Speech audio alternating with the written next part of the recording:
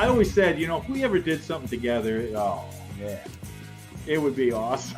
It'd be out of control. And John would be billing us out of jail. Yeah. Next thing I did was work the auto show circuit as a narrator. The girls that stand on the hamster wheel with the car. And they're like, this is the Jeep Grand Cherokee. I My sister said, he left the music cutting and he came back as John Lennon. I offered the producers of PBR. She had come from sit position, bit him in the balls, went back to sit position, and if I blinked and I hardly saw it and looked at her and she was just sitting there like a ninja. And I turned around and I said, you just missed 10 grand. He goes, why? And I said, because that was me being a dick. 8G hit and it hit so freaking hard. I'm like, maybe I should have landed in the grass. I can hear you laugh from here, not through the screen, but from. And I left there feeling like a bag of dicks. No, did she just say a bag of dicks? Yes, she did. Like, let's say I want to get one of those Speed Marine hats. Where do I go to get it? Oh, dude. Plug it. Yeah. Thank you. You're not supposed to stop. You're supposed to act like it's normal. We integrate. No, I always forget that part. When they started asking, who here can drive a 6-shift? This is 30 or 40 extras. None of them could. We had to test a couple of my mechanics as terrorists and put them in the cars to. Tell the story again about the panties and the dog. And I'll let you tell it. If you're not hustling, you're sleeping. How'd you pull that off, Jack? Well, you got some kind of magic wand or just a big wand? Hey-o. Man, we could talk for weeks about this stuff. This is literally the most professional podcast I've ever done.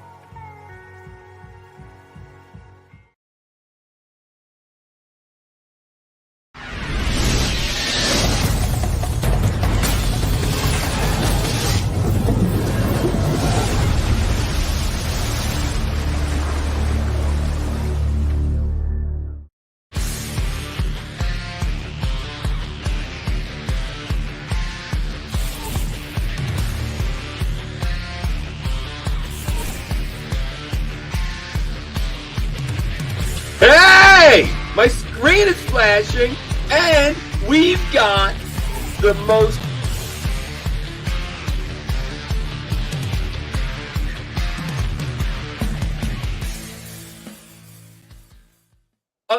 Okay. I'm going to try it again. So tonight, we've got the guy who builds, I'm going to say builds, because that's what he does. He builds interiors. I'm talking drop dead gorgeous interior. He's got to be like in the top 5 in the country. He's got to be. His name is Clint McClintock. I got to get it right. Of Bucks Custom. And the dude does some crazy good work. He's a craftsman by every sense of the word. So what we're going to do is we're going to go to break. I'm going to show you guys something special. And then we're going to bring in John. So Ken, hit it. So I come here. John's got this fantastic shop. Okay, let's talk about the car. So we've never introduced this on Garage Insider TV. No. So tell everybody what your plan is for the Sticky Green Love Machine. The Sticky Green Love Machine is going to be the outside of the car is going to look exactly like the movie car from Up in Smoke from '78. Right. But the drivetrain is going to be upgraded to today's standards. The 6.2 is going to have the Moser rear in it. It's going to have a high performance foil AEB in it. The door, remember I was telling you, trying to figure out exactly what they were doing here? Yeah. It's a decal. If you look closely No way. on the movie, it's cut here. I'm putting the handle back on it because I'm not sticking my finger through that. The next guy wants to take the handle. What, you don't want to be a proctologist? Nah. That's a tight fit. There you go, guys. The Sticky Green Love Machine is coming to life. Dude, when I'm on by myself, my screen starts flashing like a strobe light. Whenever I talk, it started doing it about 3 weeks ago. You got no audio. I know it clicked off. It's bouncing off your head. That's what it's flashing from. Probably. There's nothing in my head though, so I don't see what I don't know what it is. And it's Chris, not Clint. You were all banged up in the front of this thing. Chris McClintock. McClintock. Yeah. Yeah. I said, well, I glanced down and it messed me up. I should have never looked down. Yeah, you were flipped around. But that reminds me, last week I said gasoline, oil, badass, American badass whiskey, and it's garage oil. Ron Stone from the company calls me. He goes, yo, my man, I appreciate you talking about me. I said, yeah. He says, but you got the name wrong. He says it's garage oil, American badass whiskey. And on top of that, he goes, I'm sending you and Lou a bottle. He said there it is, garage. It says it right on the bottle, John, garage oil. Well, guess what? I don't have the bottle. The bottle's on its way. That's what I was saying. So we get some free whiskey out. And he's talking about sponsoring the podcast, but I'm thinking, how cool is that to have a whiskey sponsor? Yeah, I'm usually drinking. Oil. Yeah, I'm usually drinking the Hobnob stuff, but we're good. If he could hook us up, and it's good shit. He says it's fantastic. I love how you say if it's good shit. You're wooing him to be a sponsor, and you're going if it's good shit. I'm going to tell you the truth. You need to know it's good shit. No, I'm not going to lie. He said he spent months and months and months getting the flavor right. It's an additive he figured out to put in it to give it a smooth and a different taste.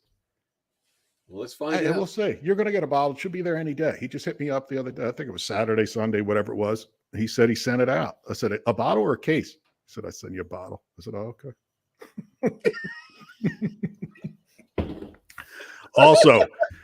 Also, Classic Industries is now sponsoring the podcast and the show. They just about 4 or 5 o'clock this afternoon, they jumped on board. So we're good there. Classic Industries, you've been in their booth at SEMA. Dude, I know. They're a big deal. That's pretty cool. Mark, I know all them guys. Very cool. It is cool. And listen, if you guys want to be a sponsor, 3leftsdon't@gmail.com. Hit us up. We'll figure something out. Yeah, we got to do something. That's for sure. We got to do something. So, Lou, now that you had a chance to drive home, 450 miles after being here and checking out the Love Machine and doing your thing and shooting video and checking out the car, what do you think? What are your thoughts? I try not to think, first of all, but me neither, really. No, I think it's cool. I think it's really cool. Yeah. I know I got to go back up there and we got to do some chassis work because that cross member just blows me away. I've been meaning to call you, but I just playing catch up with work and everything. Yeah. So, and it's just it's just crazy to me that those guys would cut the cross member out and just not brace it. Just left it wide open. It's insane to me. Matter of fact, I'm gonna draw the cross member. I'm gonna freehand it right now. Yeah, Eric and I got the 6.2 laid in it.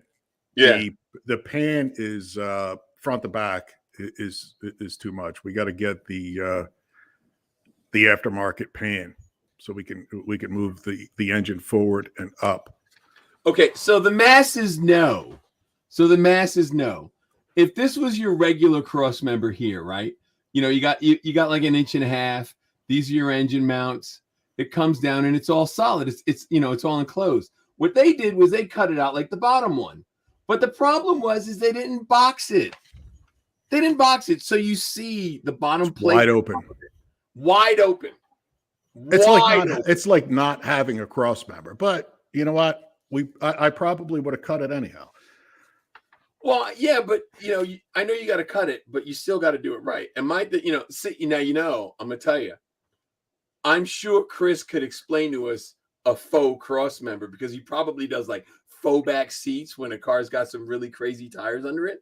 They design a faux back seat. He could probably tell us all about designing a faux cross member. I'll tell you what, Chris builds his own seats, builds everything out. We talked in the past. If anybody's been watching old shows, Chris did the seats, just the seats and the armrest in the Lincoln. He does amazing work.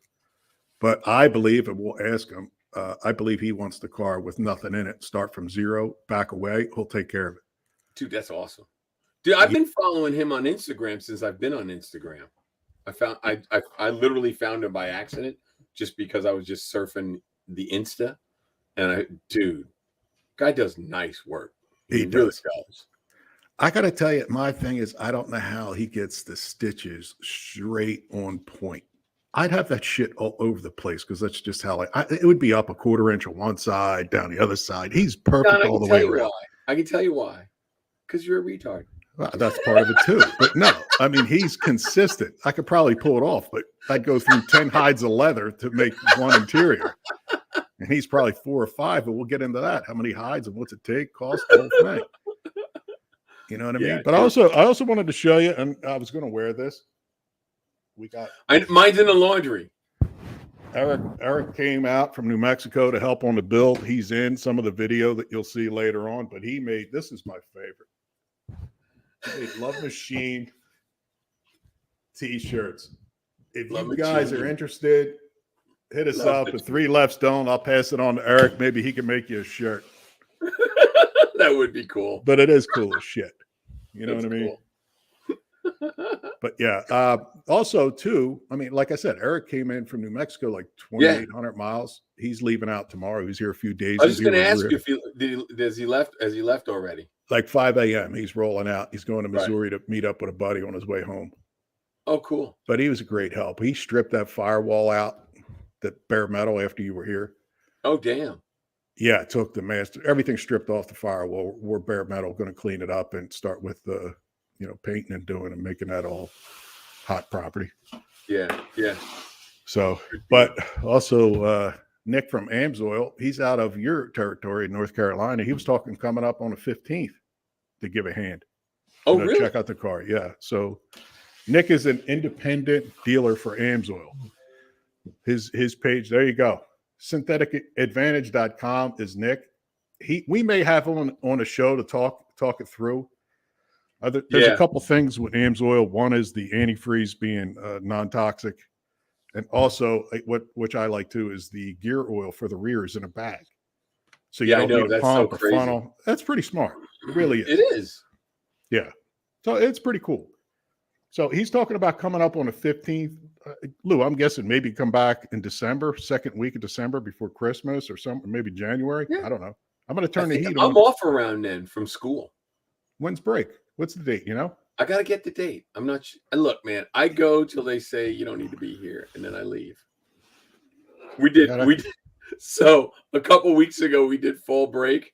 I go tootling into work on Monday morning, and one of the guys, Ronnie's like, "What are you doing?" I'm like, "I'm going to work." He goes, "No, you're not." I'm like, "What do you mean I'm not?" He goes, "We're off this week." Oh, okay. I'm going home. Yeah. Mal from MC Carpet wants to know who hair is. I'm guessing he's talking about Chris because Chris does have nice hair, unlike you. Oh, he's got nice hair. Yeah, unlike you and me. All right, well then let's get him. Let's get him on board here. Bring Chris out. Let's get it rock and rolling. Talk to Chris about what he does and how he does it. All right, let's do it, Chris. He does have nice hair. Look at that. What's happening, guys? Does Mal call you hair, or is that he's just breaking your balls? I mean, he must know something. I don't know. He knows something you don't know. How about that? There you go. Cool. Yep. So good deal. What's going on out there? Go ahead, John. Same old thing. But Chris, for those who don't know, give us the 40-second of what you do. Okay. So we we specialize in custom high-end automotive interiors. So a car comes in, there's a bare, empty shell, nothing in it except for steering column, dashboard, factory parts. And we hand fabricate. So everything you see there, we hand fabricate everything from, a bare seat frames to, all the panels pretty much start out from like 063 aluminum and then composites and so on. Like that seat right there that we just showed. Yeah. That was Ken, slow down a little bit. You're going too fast with the pictures. Go ahead, Chris. That's so that's a stock 58 Impala or Bel Air right now. I crack on them. Ken cracks on me. That's from like 86. That's like the ongoing joke. Oh my God! Go back to the seats so Chris can finish talking about the seats. Yeah, go ahead. You're interrupting, Ken. You're fucking us out. Come on, Ken. So that was a factory seat frame. We strip it down to zero. We get rid of the springs, the foam. We throw all that out. Actually on that one, I think we welded in like 1-inch square tube we kind of basically dropped in like a lower frame below the seat frame almost. That way you can sit down in the seat as far low as possible without, and then you got to worry about, floor clearance and things like that. So without getting too much into it, and then we plywood base it, and, all the foam is just custom made. It's a design I come up with in the head, and we just kind of roll with it. I decide. Chris, let's talk about the bottom, the seat section. You're cutting all that foam and shaping that up. That's nowhere near stock. You're starting from a piece of plywood, right? Everything you're looking at right there never existed. That never ever, it came from nothing, basically. That's pretty badass. That is real badass. And that's what I'm saying. Look at the stitching, the piping. There's no way. I'm still laughing as to why Lou says you can't sew a straight stitch, John. I can't. I think it's the bourbon. Lou says I'm retarded. It's probably a combination of the two, honestly. Well, let me say it right. He's retarded. Your shit's on point. You look at it, and the thing is, I could probably get one side right, but I couldn't make it the same on the second side. Well, that is part of it. Yep. That's a talent, without a doubt. So what's that? A 60 Chevy? This is a 65 C10 that we did, I guess, around, I think it was 2019, debuted at SEMA. It was right before the pandemic, so the truck kind of, it was almost like, I guess, I went to SEMA, and then after that, it was just in limbo, as far as the show season goes. Yeah. But that's like a 5960 Impala Dash, is it not?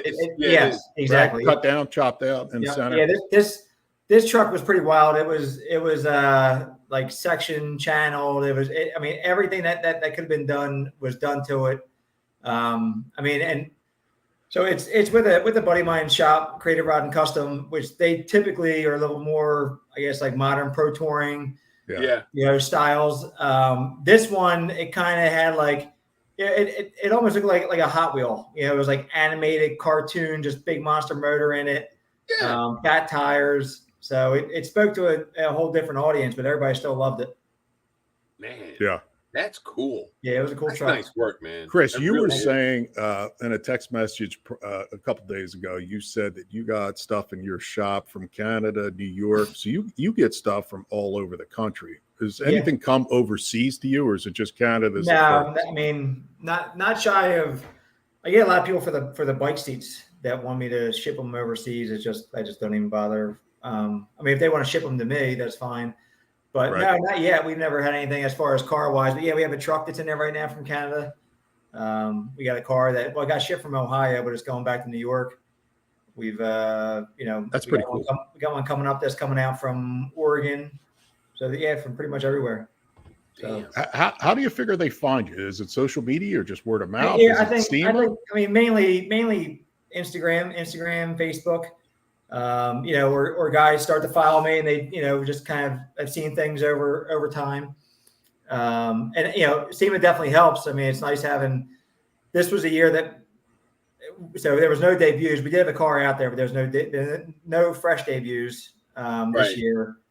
But usually we have something that's out there pretty much on a big stage. So when was the first year that you had a SEMA car?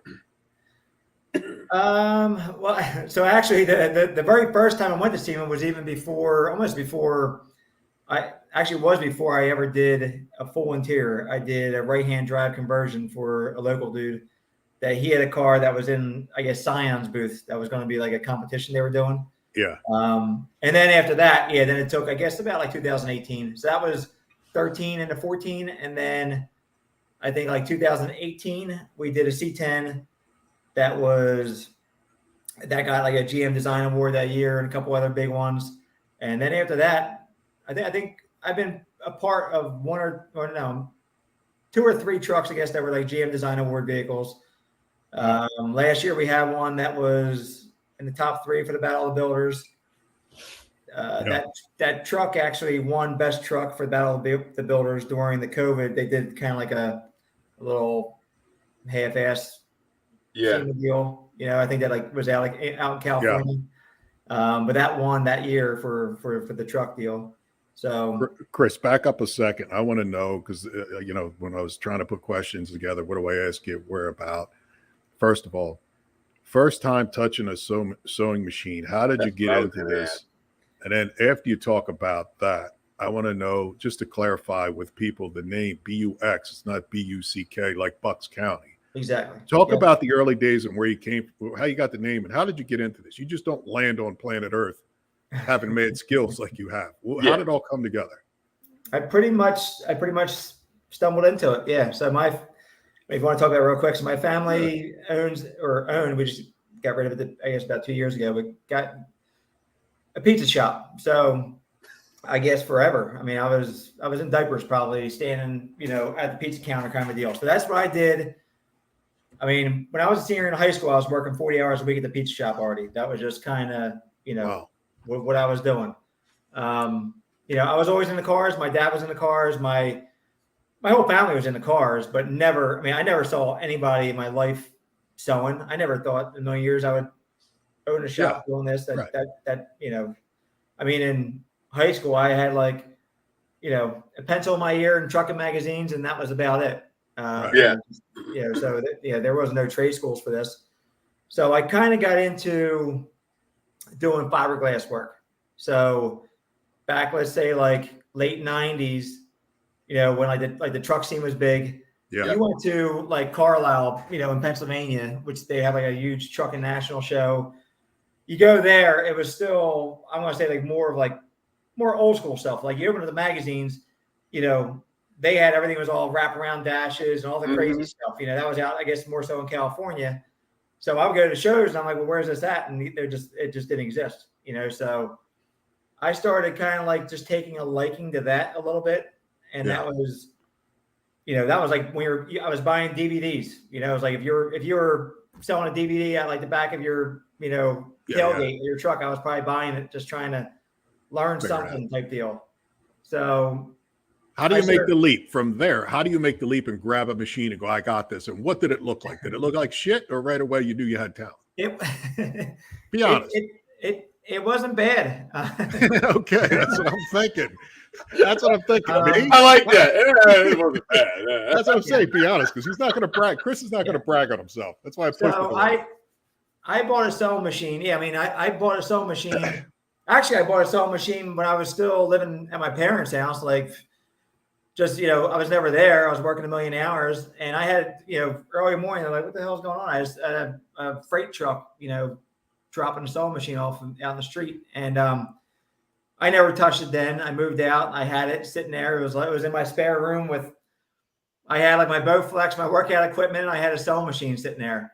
Yeah. And so I was in my head. I was going to figure that thing out. I was still going to do hot rod interiors. I had no idea I never stitched before in my entire life. Never saw someone do it. Never stood side by side with someone that does it.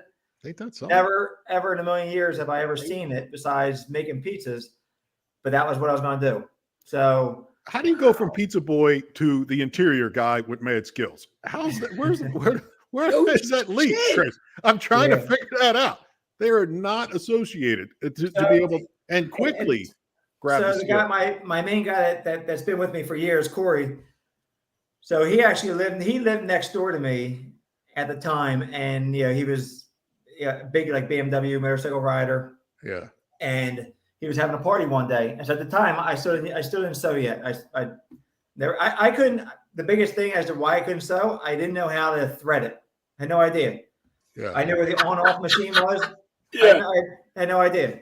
Yeah. So he's there, and they're talking about how, or these guys at the party, they're talking about how they're going to send their seat out and they're going to get it altered. They're going to raise it or lower it and make it more comfortable and shave it down and whatever. And I'm scratching my head, drinking beer, and I'm going, I could do this shit, Yeah, hold my beer. Hold my beer. I got this. Yeah, exactly. Right. Yeah, exactly what it was. So I said to Corey, we're going to do your seat.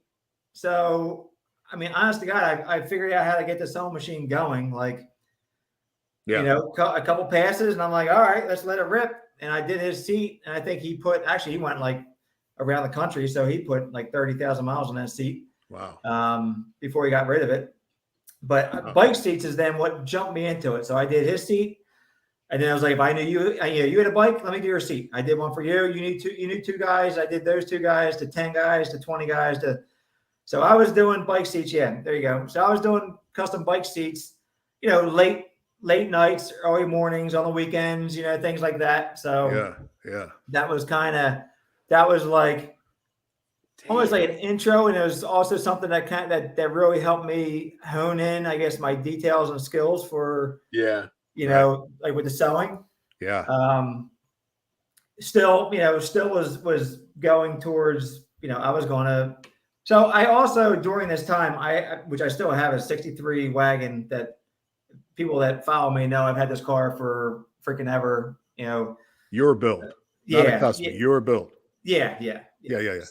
So, but I was building that as to being the rolling business card. That was, like in my head, my head, it was like kind of like you can build a shed, and then you say to, Lou, hey, like, let me build your house for you. And Lou's like, right. Well, let me see a house you build. You go, oh, well, I built a shed. So me saying I built a couple like sub boxes or something like that's not gonna fly.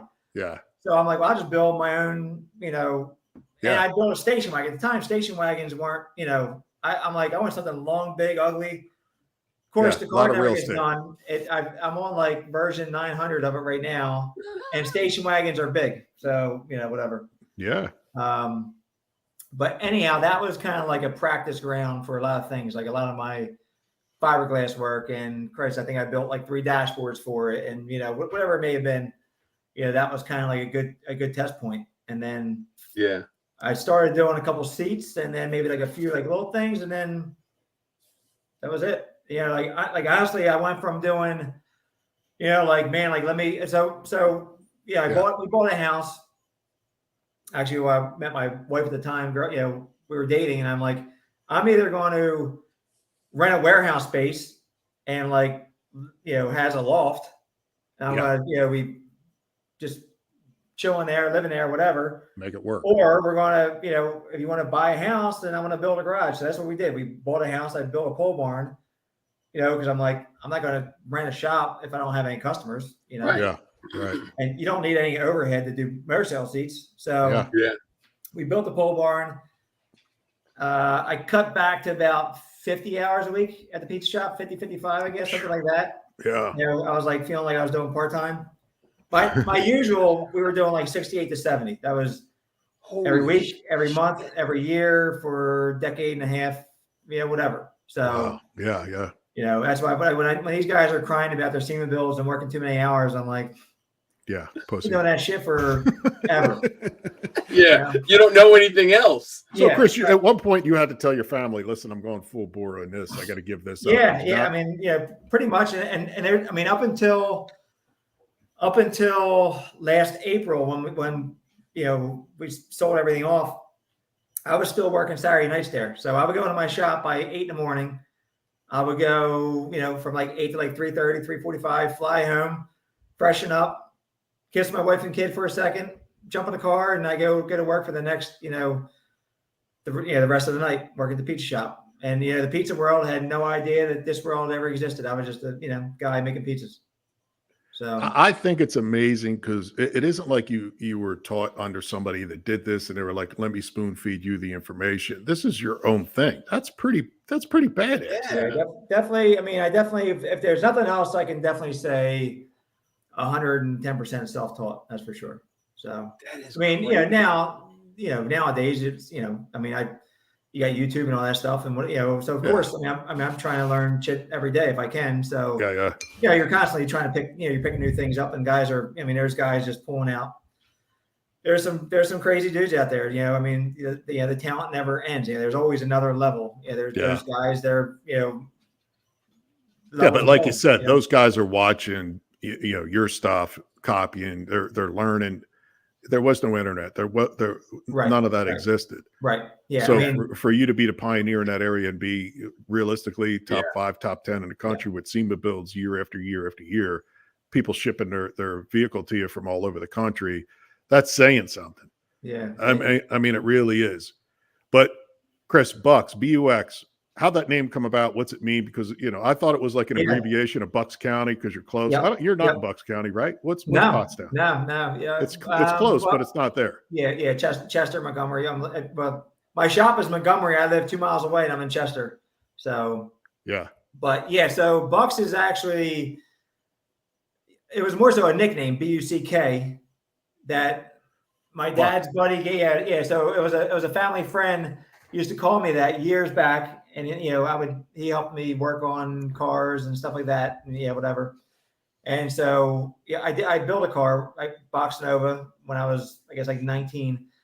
And I think just in conversation was always like, like if anything ever comes about, like maybe Bucks Customs, and so I just, and that was honestly, so it was like, I guess around 2008, I created I had a logo done. I created a brand, pushed it, had people pretty much, believing in it. And I never produced a single thing at the time. I was, there you go. So good job. Yeah, that's pretty incredible. Had them believe in it before they even knew it happened. Yep. Good. Hey, it worked. It did. Yeah. I think it was meant to be. I mean, that's too many things lining up. So Bucks, I definitely try and brand that as much as I can. Just and I kind of, it's Bucks Customs. I mean, I mainly just stick with just BUX right now. Yeah. But whatever. I mean, that's kind of or sometimes if you want to call me Clint. People know you as Clint now. Well, I'm always giving everybody a wrong name, so we pork chop, Pop Tart, we're all over the place with Lou. But I'm retarded. And then so I guess we also, John, we have like Bucks Mont around the area, so I get people all the time that my accountant all the time, my own accountant still is like Clint. Good, the bad, the ugly. All three of us right here. So I still get Bucks Mont all the time. And I'm like, I don't know where the hell Bucks Mont comes from either, but that's like, I guess like kind of in our area as well. I never heard of it. Yeah. But we know, but tell people exactly where you're at if they want to get a hold of you. Because it may be confusing. Pottstown, Pennsylvania. So we're like Pottstown? We're southeastern PA. Yep. Oh yeah, I've driven through Pottstown. I mean, Pottstown it is a big car town. I mean, it's an old cruising town. Eastwood's in Pottstown. Yeah, exactly. Yep. They're not far. I mean, they're on the other side there, but it's not far. We just did a little I saw video the video promo with them. I saw that. How'd that come about? I mean, you did pretty good with that. I was watching it the other day before the interview here. Yeah, it was like it just stumbled across. Like they were working on a little cafe bike, and the one dude Joe hit me up, and he was just just said, hey. So he came in, he showed me his pan. I gave him like a couple changes, whatever. He's like, okay. He's like, I'll go back and just So then he came back and he was like, well, listen. He's like, we pretty much filmed like every part of this. So he wanted to get the whole thing on camera. And the day that they wanted to film, the day that we did film, was the day that we started on. We had a car that was debuting in Nashville for Hot Rod of the Year. So we had like 20 days to pull off a miracle. And I got two guys that want to talk about, building a bike seat. Yeah. In the shop. So stop what you're doing. This is more important. So we're on the street. We can't come back. Yeah. We just kind of did a quick little, it got to a point when I was like, all right, look, I got like an hour or two of having to doctor this thing up, where you're gluing it, you're waiting, you're drying. I was like, let's just call it a day, come back tomorrow, and boom, there it is, it's done. So you know what that was? Before every show, you got to do the last minute thrash to get it to the show. Those guys were helping you get to the last minute thrash. That's what it was. Yeah. They knew something was going on. So they had to help thrash before the thrash, yeah. But that was kind of, so we had that car that wasn't seen yet. I had another car that's actually getting ready to debut in, I guess, about a week that, hasn't been seen. And I got a camera crew that wants to just show nothing but the shop. And I'm like, well, you can't look there. You can't look there. Don't look over here. I can't show this. Yeah. Don't show anything but me, and the film machine. So but that little video turned out pretty good. I mean, they filmed a lot. They talked a lot. They didn't really, they kind of, sped things up a little bit in there, which was fine. I mean, I think they did a great job with it overall. Yeah, it's about 16 minutes. It's worth watching. It goes pretty good. It was fun. It was good. I'm glad we did it. Sure. Do they sell anything to support what you do? Or is it just all Huh? Maybe like hog rings or something like that. But Yeah. like That's what I was hog saying. I was in there not long ago, and I was just, I check out their stuff. I think everybody checks out their catalog and things. But Chris, you got to tell us when somebody brings their car to you. Yeah. What's ideal? The thing totally empty, like you're saying, steering column, dashboard. Yeah. What's a nightmare? Was somebody standing over you as far as a customer with 1,000 ideas telling you, I think I want this, I want that, but I don't know what I want. And maybe I was part of that guy when I had my Lincoln there. But tell us ideally what comes to you. Step aside, let me do my magic. What's ideal? What's perfect situation? Yeah, I mean, pretty much. I mean, that's kind of like let's say like a guy calls up and he just actually I was just telling this to a customer or a guy on the phone the other day. So you call me up and you say you got a 32 Ford, so I'm like, you want to talk about the interior? Well, I'm asking you about the car. I want to know, the wheel, the tire, stance. Is it, traditional hot rod? Is it a 60s hot rod? Is it, So I'm basically building the car in my head, and I'm kind of putting that style of the interior together. And it's kind of, so it just like any car that we do, it has to make, like there has to be almost like a theme to it. Like you're acting in a role, like for each thing that we're doing.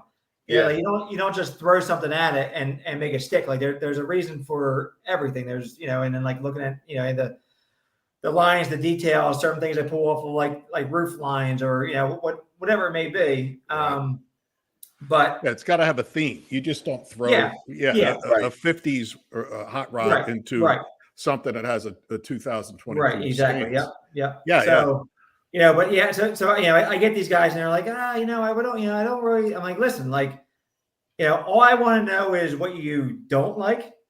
Tell me, I guess, what you do like, actually probably don't even tell me too much of what you do like, because if you tell me too much and it's all horrible, then it's less feelings I got to hurt, pretty much. Yeah. Right. So that's kind of, it's usually pretty much, I mean, I definitely have a style, for sure. So like if you're traveling a good amount of distance, you're coming to me because you like what you see. You like, I mean, I definitely don't want to do, I definitely don't like doing, like there's guys where you go, yep, that's him. Like, you can pick it out, I think you can pick my seats without out. even knowing.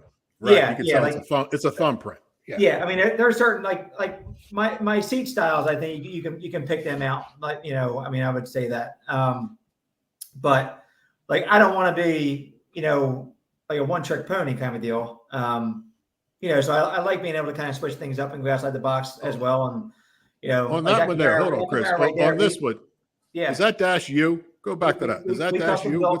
We custom build everything there. Yep. Yeah, that's a zero hollow interior shell, and you took it from that to this. That car came in as absolutely nothing. There was there was nothing there. So what's the car? It's a 69 Camaro convertible. Pro Touring. Shit, that doesn't look anything like I wouldn't have guessed that. Yeah, dude, that's awesome. Yeah, thank you. Even the AC vents. The AC vents they were like brand new Porsche GT2, GT3 vents, something like that. Grafted them in. Yeah. Yeah, I mean, like, if you find pictures of that on the internet, there's so many different like levels and tiers that a lot of stuff that we drew in CAD and laser cut out and like kind of like in the flat part there's like underlaid like piano black that's kind of like tucked away in there. Yeah. I was really hoping to be able to get them to switch out the gauge cluster to doing something more modern. That was kind of I think like hindsight probably now. I mean, it's still It Dakota Digital probably. Yeah, I mean, even going that route would have been fine. I mean, but that came with a rendering, and like they had it like kind of like almost like street ride style, where like the gauges went all the way across the dashboard. Like if you're sitting like the passenger can read like your oil pressure. Yeah. So I was just I'm like we're not doing any of that. So yeah. So you made the entire console. The seats are out of what? You make those seats? Yeah. So there's a few different companies. So like it's just a bare square tube. Frame. It's a square on the bottom. It's a square on the back. And then we widen them. We whatever. I mean we're pretty much welding and chopping and cutting, and we're doing everything. I mean, it's That's pretty incredible. I mean, because you look at How that long thing. How long does it take you to do something like that, Chris? I mean, we could have a solid, a solid 60 hours in a set of 2 seats, something like that. Man.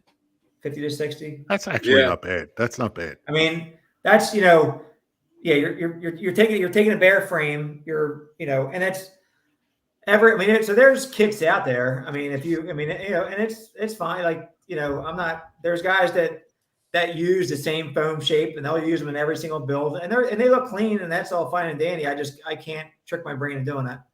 Yeah. But how long's a car like that in your shop, Chris? What's the turnaround time getting in and out of there? It really depends. I mean, generally speaking, like it kind of depends as to how many cars are in the shop as well. So, you have 2 to 3 cars in there at one time that are, 4, 5, 6, 700 plus hour cars. Yeah. There's only so many hours in a week. Yeah. But I also, it gets to a point where I'm definitely like, look, we gotta crack down on this car. I'm tired of looking at this thing, kind of a deal. So, yeah, sometimes you start to fatigue out on it and the creativity. So you got to get it going. You got to jump start it. Yeah. This little Manx Myers or Myers Manx dune buggy, one of my customers, local guy from Mopper Brothers Collision. The paint on this thing was incredible. This thing was like, it was definitely a fan favorite. I mean, it was so mint. It was just laughable. Moppet Brothers are good. They're real good. Yeah. They've been around for a long time. When I was a kid, they were around. I don't know if it's the same. I think it was 2 or 3 brothers down in. But I think the dude that I've been working with, I think he might be like the 4th generation, something like that. Actually, we're doing like some GT4 seats for him right now. Wow. Yeah, the paint looks like it's high end, especially for a dune buggy. It was nuts. Yeah, it was nuts. So they were like Porsche like Speedster style seats. That back seat, I built that from scratch. Just give it kind of like some good definition, Yeah, I gotta stop and tell people. Listen, Chris did the seats and the door panels in my Lincoln, even though he doesn't want for me to tell people that. But I remember I took the shit up in pieces. I'm like, listen, my man, you got to sneak me in. Please. Because, Chris, at the time, I think you had a 2.5 year waiting list. Is that about right now? You're 2.5 years out? We're probably like 2 years. Yeah, I mean. That's saying something. That's saying something. Yeah. When Chris, I'll tell you, I believe my interior looked kick-ass. Everybody and their brother was like, holy shit. I shipped that car to California. The guy that bought it didn't give a flying rat's ass, I want it. And the reason he wanted it is because of the interior. Yeah. He was just like, listen, I got a house at the vineyards, a winery. I'm going to drive around in that thing, smoking a cigar. So I don't give a flying rat's ass. Here you go. But he loved the car. Cool. But the thing was, Chris stood back before I'm rolling it out. He goes, look, do me a favor. I said, what's that? Don't tell people I did this car. Chris is like, I don't want my name on this piece of shit. I'm like, this is a bad motherfucker. He's like, nah, no thanks. No thanks. I said, deal. Right now I'm out though. But I turned to Chris probably 2 weeks ago. I said, yo, Chris, what's the schedule look like? You get the sticky green? And he goes, nah, get the fuck out of here with that thing. And if you look at the interior, it is ghetto. And it is way subpar to Chris. If there was an extra couple of days in the week, I would jump on it and hang out with you guys in a heartbeat. Actually, you know what, Chris? How old's your kid? You said you had a kid. How old's your kid? 7. Okay, have your kid do the interior on sticky green machine. Get a glue gun and just wrap that thing and shoot it and go, whatever. Booger it up. Do it. That's all. We can do that. Yeah. But the backup on too, the sticky green love machine. I reached out to Cheech and Chong's people, and they were talking about taking it across the auction block at Barrett Jackson in January. Wow. There's no way I'd be able to make that. I mean, it's so tight. It's going to be here in a week and a half. It feels like. Yeah, it's nuts. But yeah, that was the plan. But we're also talking about doing it at another Barrett Jackson down the road. My thing back to them was, listen, you want to make real money? Put the thing in Cheech's name, so it's Cheech's car. But the car's going to have an actual smoke machine in the thing, so it's going to smoke the interior out. We're going to ride around smoking it up. I got the fur, I got the dingle balls, I got the hood ornament, I got the chain wheel. I have everything to make that thing. There we go, like right there. Yeah, Eric believes that thing on the dash there in the center is a rear view mirror from like a mid 70s GM car that they wrapped because there's no rear view mirror in the car. Maybe he's right. Yeah, I don't know. I mean, it looks like a Commodore 64 plugged in there somewhere, like it does, but that's 78. So that's even before that. Jeez. That was probably shot in 77. But wow. I told Cheech's people, find out what that is and let me know. Yeah, he's going to get back to me to tell me what the hell is on the dashboard. I don't know what it is, but I was going to build something out and put my iPhone so I have nav and everything else. Yeah, right. And just drop it in the slot and make it look like that, but yet it's not. Yeah, I mean, what would that have been back then? I mean, what? Yeah, I mean, that's what we're. I have no idea. I have no idea. Some people thought it was a cassette player, like a Walkman, but that's 80s. I don't think that's 78. Yeah. That's after that. Yeah, that was 80s. Yeah. Yeah. I mean, like I said, Eric thinks it's a mirror. Like they stuck it on there just so they could see, but that seems even more possible. I mean, it is possible. It's got the 8-track player. It's got the chain coming out of the keychain goes to, I guess, the other end of shackles, like a handcuff or something at the bottom. But it is ghettoed up. And I'm going to put a system in it. I can hide a system behind all that fur and really have it. Yeah, you got all that fur. You can put whatever you want in there. Yeah. I could probably definitely get my daughter to do that interior. Exactly, right? it's in her blood. Yeah, she's from McClintock. It's in her blood. Tell her to put down the pizza. Let's go. Get mad props. Yeah, when she's done making the sauce. At least she won't be making pizza. No, she's not doing that. So, what your dad retired from the pizza business? Your family retired to give it away? I mean, it was pretty much yeah. I mean. Yeah, they don't want to see pizza. They don't want to see the public. So my old man, he took a little time off and he's working just doing like janitorial work at a high school and just kind of he's loving it. I think they're loving him. I think it's like an actual like a normal human being. They just had to talk with people and whatever. So that I think that's kind of like a good little element. I honestly, I was hoping that my family would have got out earlier and just kind of, it got to towards the end. It's just when you're working with the same people with 6 days a week, just nonstop. No vacations, no nothing. It's tough. So it's a grind, man. Yeah, it's real tough. Yeah, Chris, I don't know if you sent over, but I know, I guess about a year and a half ago, you were doing Buck's handbags. Yeah, one off to. Yep. How'd that come about, and what are you doing there? Then you also did, I think, keychains and hats and shit like that. Yeah, I mean, so I still dabble. I mean, what's that cost? What's a handbag? What's a Buck's handbag cost? About 45,000. Not enough. So I kind of was so like probably like the handbags or bags in general is just something I've been like eyeballing up for years, and I told my wife I don't know how many times I was going to make her one, and even still I started making them, and I still never made her one until maybe like after like the 20th bag, and so, but like maybe like she has one that I'm all the time. I'm like, stop carrying that thing, and she's like, no, like she loves the way it is. I'm on generation like 5 generations past that version. Perfected. So that's kind of. Like, so when I was doing them, I was trying to do it to where I was basically like having a product. Initially I was like, I want to have a product where this is it. You're not changing it. It's not going to be like you want it. It could be in this color, that color, and that's it. Yeah. But it still was like everybody was like, no, like I know what you can do. So I want like this, but with that. So it's.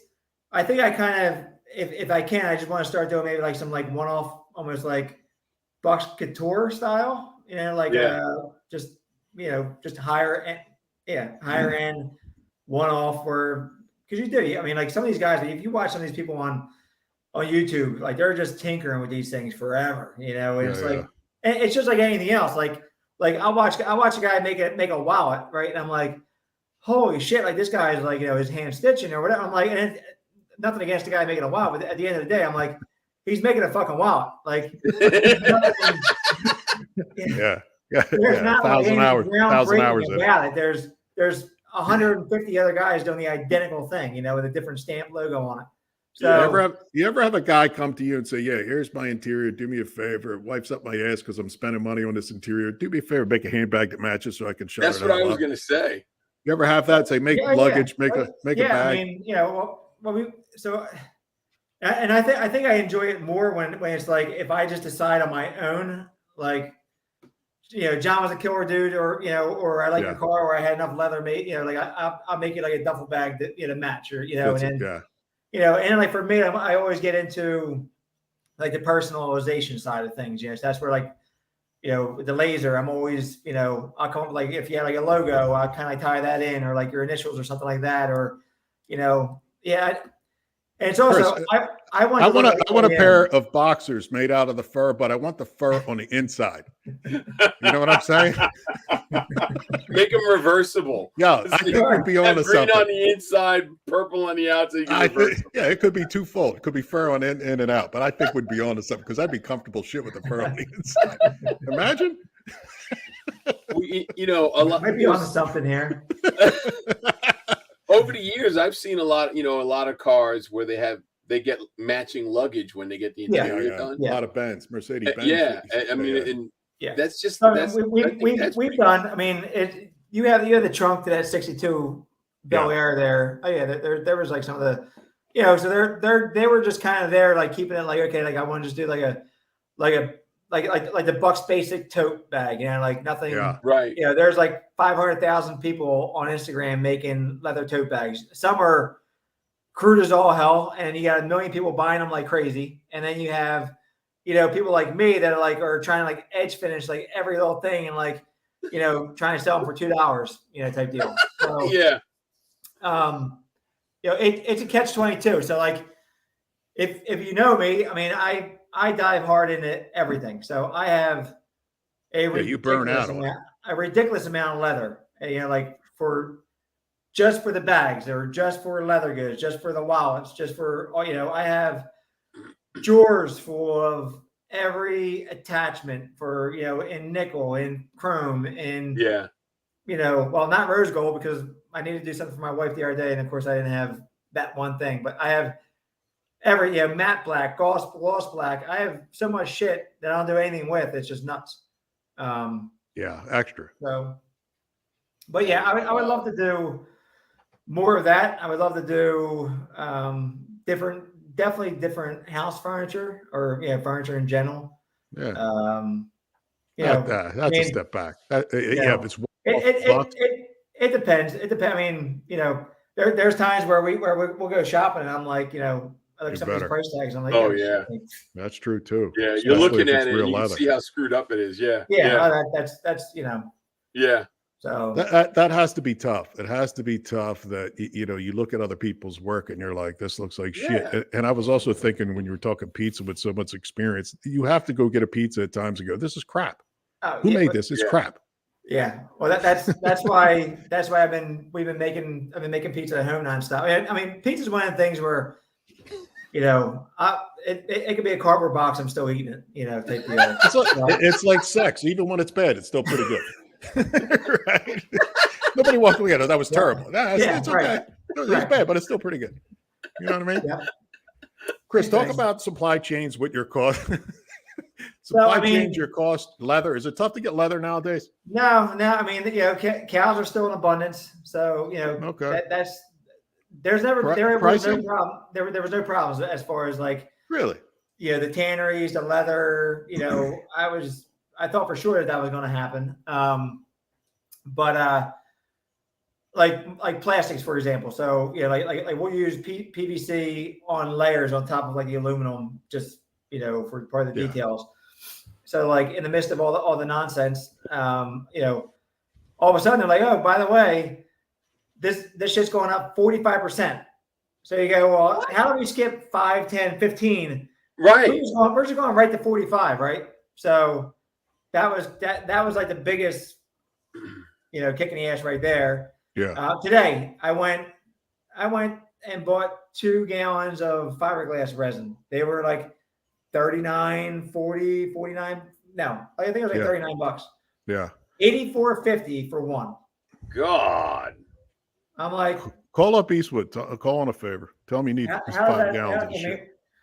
And well, it's one of them, like how the mystery fires, like shit just keeps, mysterious, just so happens to keep catching fire out there. So, like, well, you heard, I guess there was like a resin plant. So people were saying, I guess if it's like body potty or I guess fiberglass, everything went up. It's going to affect everything.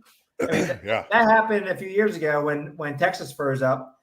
There was one guy or one company that he makes a chemical for making foam. And it doesn't matter if it was a styrofoam cup or it's foam for like what we use. Yeah. This chemical is used in everything. So talk about having a stranglehold on the industry, right? Wow. So that really that actually jacked everything up the most. And it still hasn't really bounced back from that, to be honest with you. So shit. I mean, I stockpile up on things as much as I can. Chris, before you jet, talk a couple things. Your laser beam. What are you capable of doing with your laser? Your laser beam. I know you were messing with it when I was there. You did some perforations for my shit when I was there. What else can you do with that thing? What kind of tricks can you do with the machine? I mean, it pretty much anything except for it does not cut. Well, so it's a CO2 laser. So it's a CNC laser. It can't cut metal. I can metal mark by using like a spray. I can metal mark on metal. That's as much like with as far as with the metal or aluminum goes. But mainly it's you're cutting everything from Now I actually don't use it for cutting my leather or anything like that. I mean I just don't. I'll make templates for certain things. Yeah. But for us, it's like a lot of stuff. We'll just draw it out in CAD, and then we'll either use that as a template or we'll use that as like the base layer, and then we'll build off of it. So yeah, I mean you can. I mean how tight your tolerances and everything. It's really insane. I mean I think like 5 years later, I still stand there just watching this thing cut, and you just it's in disbelief. It's amazing. Yeah. So like we'll perforate. I mean, like probably like with some of the seats, like you can see like the perforation, or like there was a few consoles that I have like perforation that kind of goes along the way, where they say you can follow a flow and it can only be like an inch wide. Where you're drawing that out, and you're you're pretty much whatever you can draw. It's just like anything else. It's like a giant printer. So if you don't have the skills on the computer, then you're not doing anything with the machine. The Bucks logo for the handbags, that's done with the laser? Yeah. So like that, we also do, like I have like hats that are like in my office that are, like leather patch hats. Yeah. That people are like, so after I get talking and they're like, well, wait a second. So that starts out just as like a raw veg tan leather, so I laser like my logo on it, or I can laser any logo onto it. And then I'll airbrush them. I airbrush style them. I usually kind of like, almost like burn, we'll do like the edges like darker, give it like a little like burnt look to it.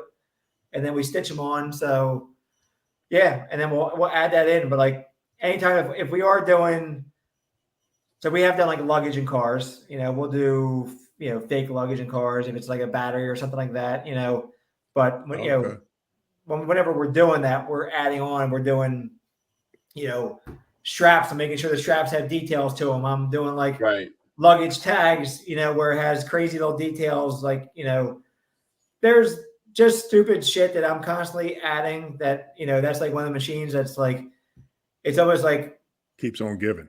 But it's also like one of the things where you're like, well, shit, well, let's add this little extra, like one more thing, versus where now just fucking send it and call it a day, Well, it's art. What you're doing is art. So it's never finished. You have to walk away from it and say this is done. Otherwise, you could spend forever.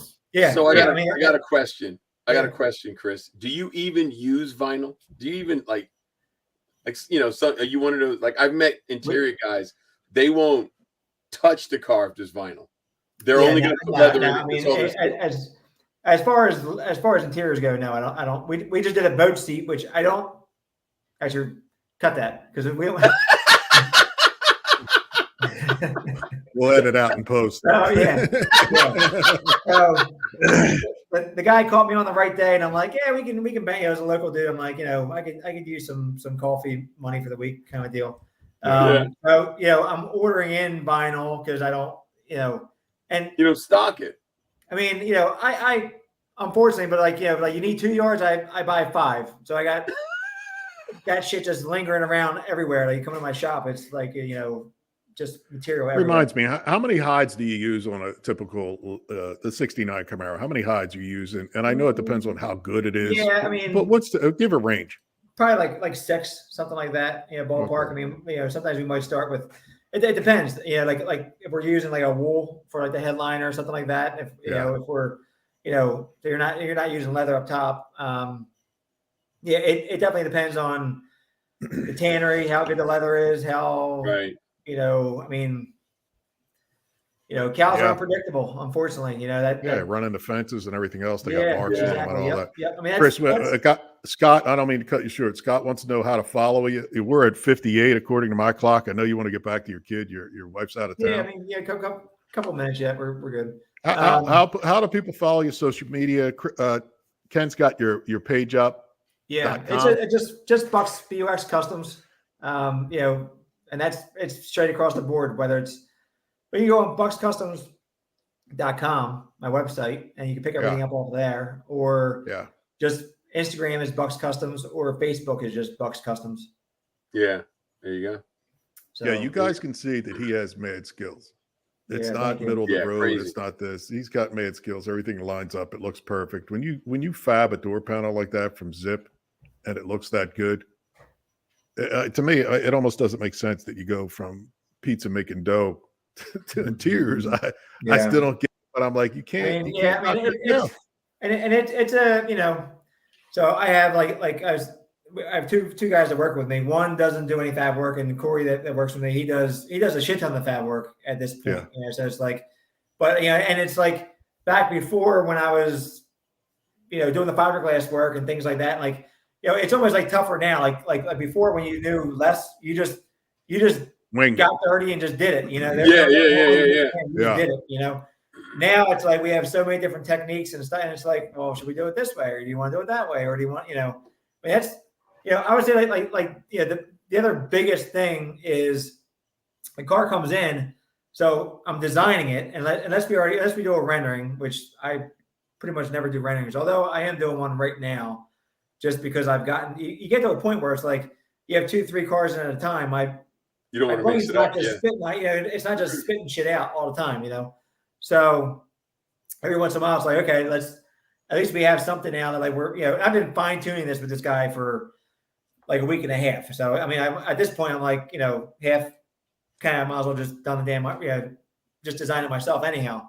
Yeah. But at least we have it on a piece of paper. But even still, just because you have an idea, you still have to figure out, you have to figure out how you're going to go about building it. So it's like, you got to design it. You got to engineer it. Yeah. Basically, you got, you have to make sure. So before you even start doing it, you already got to know how you're going to have it finished. You got to make sure everything's going to clear, everything's going to work, all your tolerances, So there's so much more to it besides just, build a seat or build a panel or, I mean, like getting, just getting a door to where you want everything to be so goddamn tight, but then, you might test it 10 times and then you wrap the damn thing and then it rubs. Rubbing. Yeah. And you take it back apart and so we'll do that shit over and over and over and over and over, I mean, it's time consuming.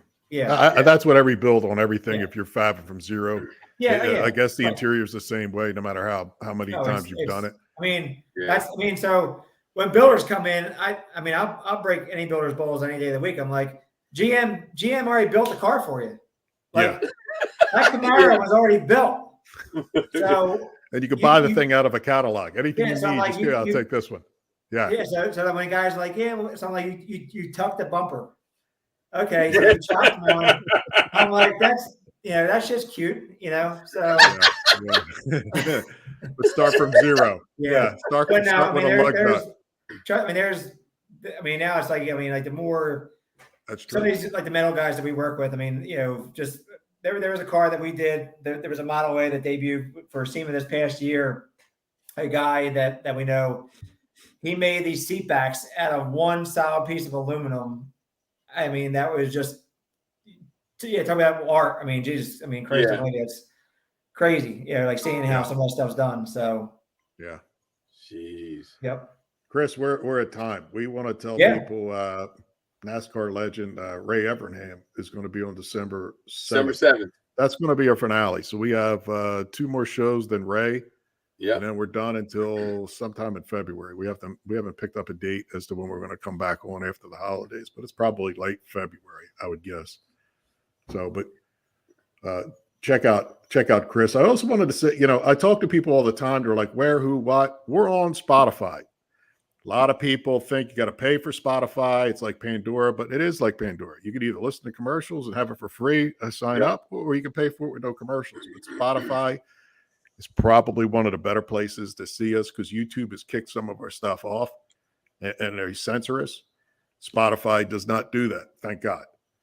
So sooner or later, and some people know this, we're going to be on with this is all going to transfer over to 0 to 60, the streaming service. It'll be on there first, and bits and pieces will be Spotify, YouTube, social media. But the long version like this, you'll see on the streaming service, 0 to 60 TV. Yeah. So, but yeah, if you want to get a hold of us too, 3leftstone at Gmail. You want to get a hold of Chris, you got a question, hit him up. Yeah. But Chris, I appreciate you coming on. You got some cool last shit. Really, I think the shine of light on it. It's really nice. Yeah, especially being close to me. It ain't like I got to drive to Indiana. Yeah, you know what I mean. You got to stop by again sometime. I will. I was up there for Eastwood. I picked up a TIG welder and some other stuff because I was giving shit away about a month ago. But yeah, right, Lou. We good? Yeah.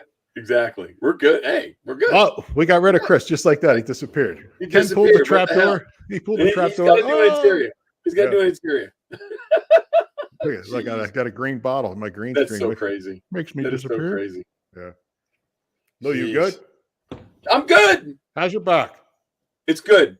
It's How's good. your It was front? fine. It was fine when I got home. How's your front? It's good. Oh, there you go.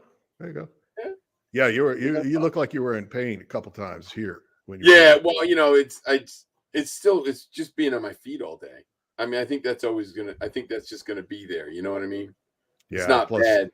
The temperatures too. You were saying that the back with the temperatures.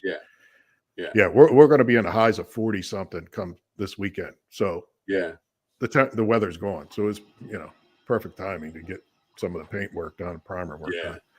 Yeah. So, but all good. Cool. We'll make it happen. Yeah. So on who do we have next week? Is it just an open show? It's actually Gil, and I think the wife is Linda Gillen. They do interiors. Yeah. Okay. So we got 2 interiors back to back, and then we have Set Apart Farms the week after. It has to do with veterans. Yep. Okay. And he actually helps people recoup after being in the military. But what I told you this before, what I liked about his story when I was talking to him, because this was right around the time that the school shootings were going on. He tried to put veterans, guys during the military out to put them to work I remember you telling me that. in the schools to protect the kids, and the school union stopped them from doing it. Yeah. They didn't want the protection. They wanted their own, and their own wouldn't do it, carry guns and protect them. Yeah. So he's going to talk about all that stuff, the rehab. It's going to be a pretty cool show. Then it's Ray Evernham and the week after. Then we're good. Right. Cool. But we got a veteran special. I think it's right around Thanksgiving holidays, or right around that time. Yeah. Yeah. So it's all good. But cool. Make it happen. Yeah. So Leo. I don't think we're forgetting anything. I think we're good to go. You good? You took care of it. I just let you run with it. Let me know when you get the garage oil. Yes, I whiskey, will. Because if we get it by next week, I'm going to be sipping it on the show, and I'm going to give you my honest opinion of what it tastes like. It's supposed to be pretty good shit. If I have mine, I'll do that too. So the guy that invented it and owns the company out of Austin, Texas, called me. I was like, who the fuck? Wait, huh? You messed up my name. It's not gasoline oil, it's garage oil. Like, all right, people want to drink gasoline. Yeah. Could it be garage oil? Yeah. But it's right up our alley. I can't wait. I'm really looking forward to it. Yeah, it's all good. It's gonna be good. I have faith in him. It's gonna be good. I think so too. All right, so there you have it, guys. It was another great show. John, what do you got? Anything? Finish it Money's out. on the dresser. I'll talk to you in a little bit, Lo. All right, so there you have it. Bucks Customs, guys. I'm telling you right now, the guy does phenomenal work. I started following him on Instagram a while ago, and it's just phenomenal. I appreciate the artwork that he does because that's what it is. Till next week, you guys keep it between the lines. Later.